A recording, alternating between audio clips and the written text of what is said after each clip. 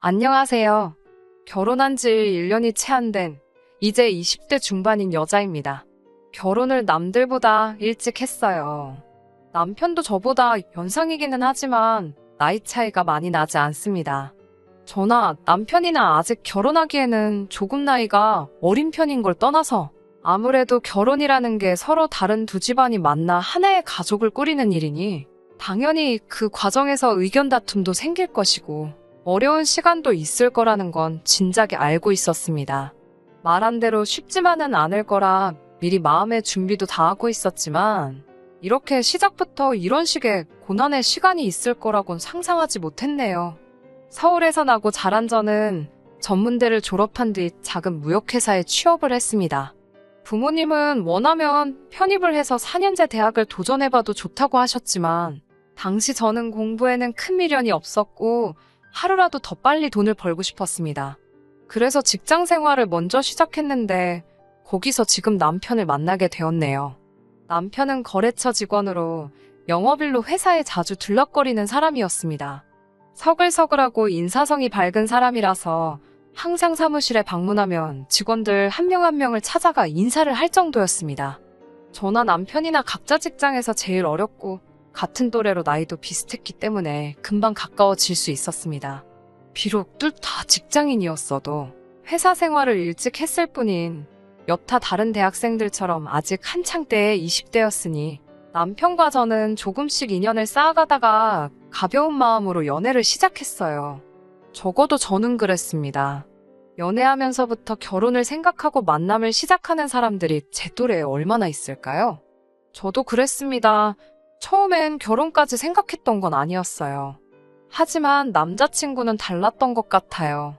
남자친구는 어려서부터 하루빨리 가정을 이루는 게 꿈이었다면서 사귄 지 6개월쯤 됐을 무렵 저에게 자기 집에 인사를 가자고 하더라고요.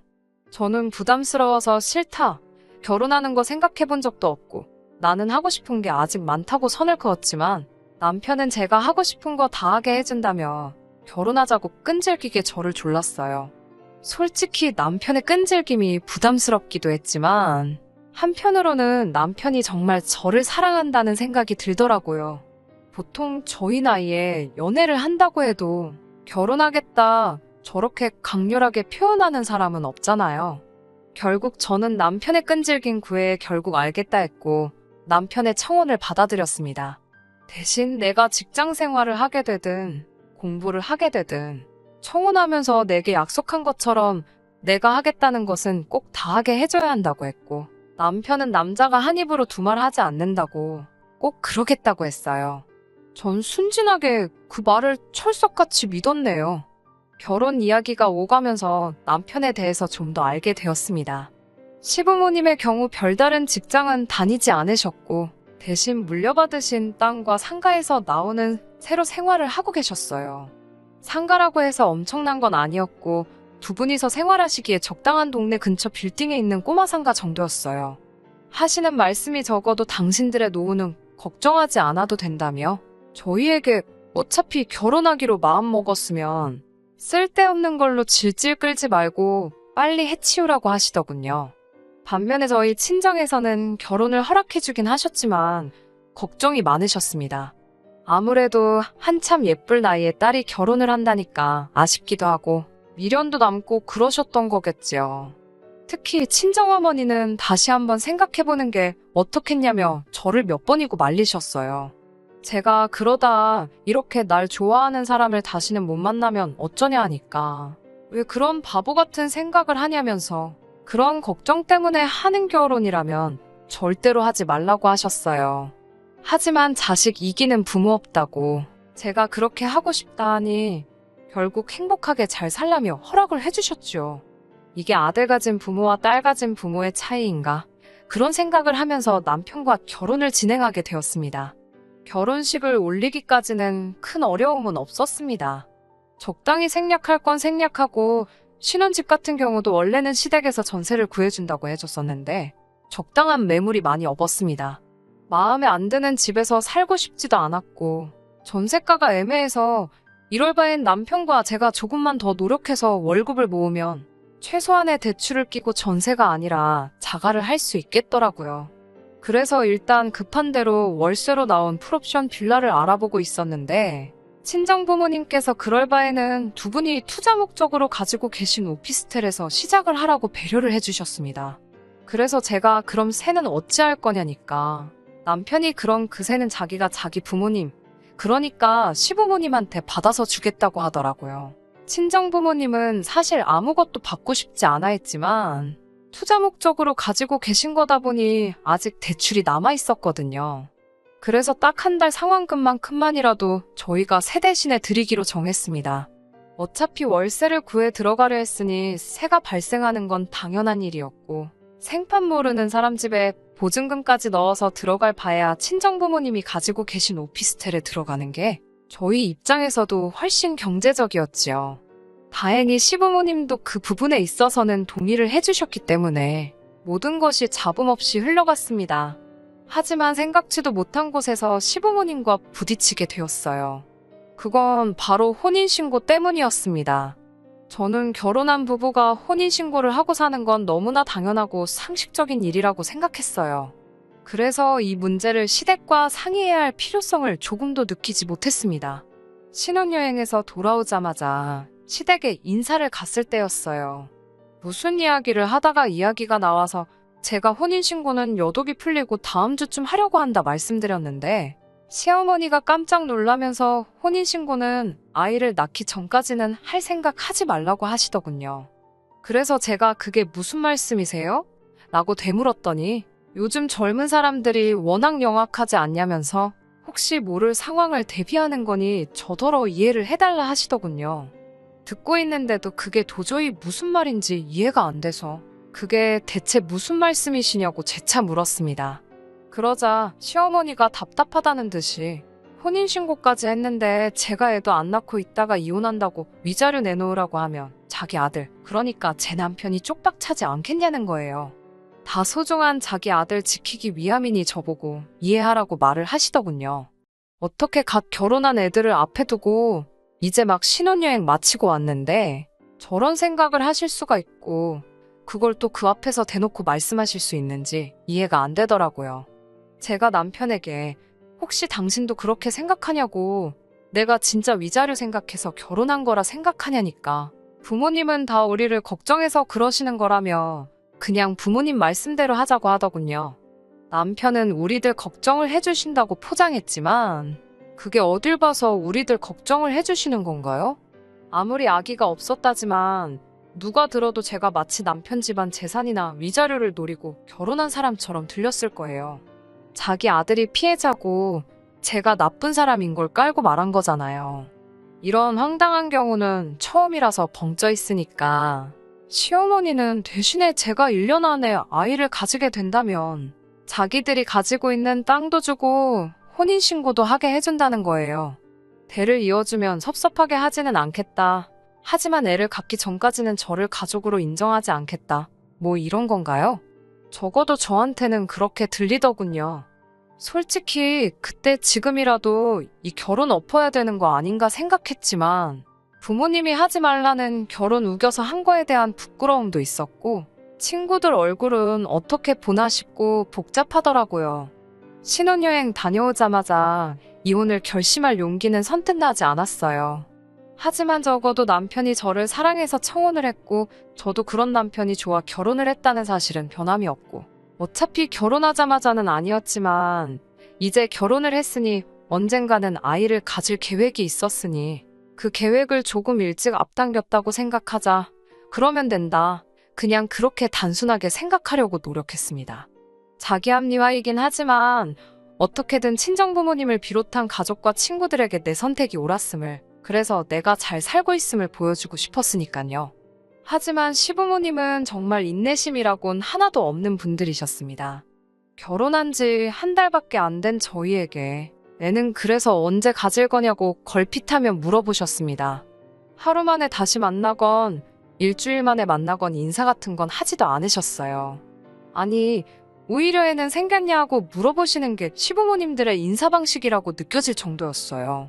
저더러 이번 달에는 몸이 어떻냐? 아무런 낌새가 없냐? 그런 질문을 대수롭지 않게 시도 때도 없이 하셨어요. 친척분들 만나는 자리에서도 날짜를 보시곤 애 들어서는 날이면 이런 모임에 억지로 와 있을 필요 없다고 얼른 집에 들어가서 아이나 만들라는 식으로 대답하기 곤란한 것들도 서스럼없이 물어보시기도 하셨고요. 남편은 시부모님이 그러실 때마다 그러지 마시라고 제 편에 서서 말리기는 했지만 시부모님을 이겨먹을 만큼의 성격은 못 되었습니다. 정말 하루하루 지친다는 말고는 표현할 길이 없었어요. 솔직히 억울한 마음도 들었습니다. 저도 남편도 한참 젊었고 아이를 가지려고 노력을 그렇게 하는데도 왜 안 생기는 건지 속상하고 답답했어요.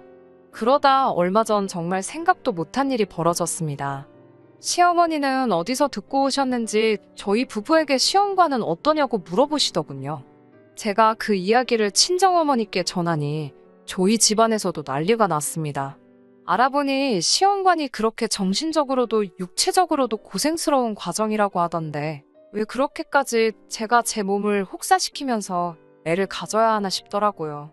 제가 남편한테 전 죽어도 그렇게까지 아이를 갖고 싶지는 않다고 완강하게 나섰습니다. 친정에서도 무슨 손자 못 봐서 환장한 집안도 아니고 아직도 30 되려면 한참 어른 애한테 그게 제정신으로 하는 소리냐며 뭐하러 그런 걸 참고 사냐고 저더러 당장 헤어지라고 하시더군요.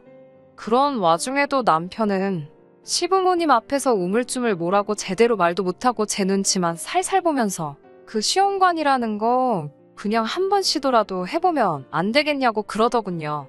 그런 남편을 보면서 정신이 확 들었습니다. 제가 20대 중반이고 앞으로 갈 길이 구만리인데 이런 남자를 믿고 어떻게 사나 싶더라고요. 게다가 시부모님은 저더러 왜 시험관 시술을 피하는 거냐면서 또 혹시 무슨 하자 있어서 그러는 거 아니냐고 저한테 혹시 문제가 있는 거냐며 저를 추궁하시더군요. 제가 무슨 물건도 아니고 사람을 앞에 두고 하자가 있네 없네 운운하시니 헤어질 때 헤어지더라도 제가 문제가 없다는 건 알려드려야 직성이 풀리겠더군요. 저는 시부모님에게 저는 이 남자랑 이혼할 작정이지만 저한테 말도 안 되는 허물을 뒤집어 씌우시는 건 용납할 수가 없다고 다 같이 병원에 가자고 했습니다. 시부모님은 저더러 만약에 제가 무슨 문제 있는 몸이면 저를 사기 결혼으로 고소할 거라고 난리를 치더군요. 저는 20살이 넘어서부터 매년 건강검진은 물론 산부인과도 꼬박꼬박 다니고 있었기 때문에 저한테 아무런 문제가 없다는 확신이 있었습니다. 그래서 두 사람 말에 좋다고 대신 남편한테 문제 있는 거면 저도 가만히 있지 않을 거라고 했어요. 병원에서 갖가지 검사 끝에 나온 결과는 놀라운 정도가 아니라 충격 그 이상이었습니다. 남편은 평생 아기를 가질 수 없는 몸이었습니다. 이미 정은 떨어질 대로 떨어진 마당에 남편 몸까지 그렇다니까 속된 말로 정내미가 뚝 떨어지더라고요. 시부모님도 그 결과를 듣고는 사색이 되어 저를 쳐다봤습니다. 저는 걱정 마시라고 위자료 내놓으란 소리는 안 한다고 말씀드렸어요. 시부모님 덕분에 혼인신고도 안 했으니까 이혼이니 뭐니 귀찮은 절차도 겪을 필요가 없어서 다행이다 싶었어요.